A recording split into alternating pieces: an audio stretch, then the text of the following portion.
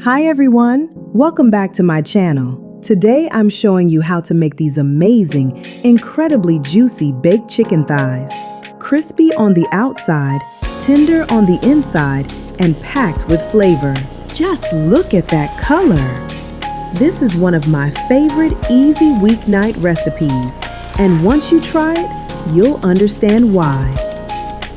Let's start by prepping our chicken thighs.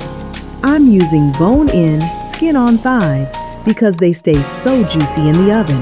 Go ahead and clean your chicken the way you normally do. Once it's cleaned, pat the chicken completely dry. This step is important.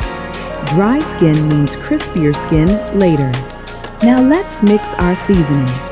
I'm using garlic powder, onion powder, paprika, black pepper, dry thyme, parsley, and a little seasoned salt.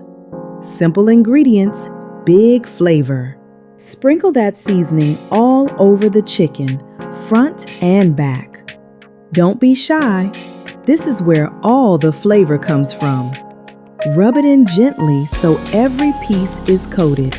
Bake at 425 degrees Fahrenheit for 35 to 45 minutes, depending on the size of your thighs.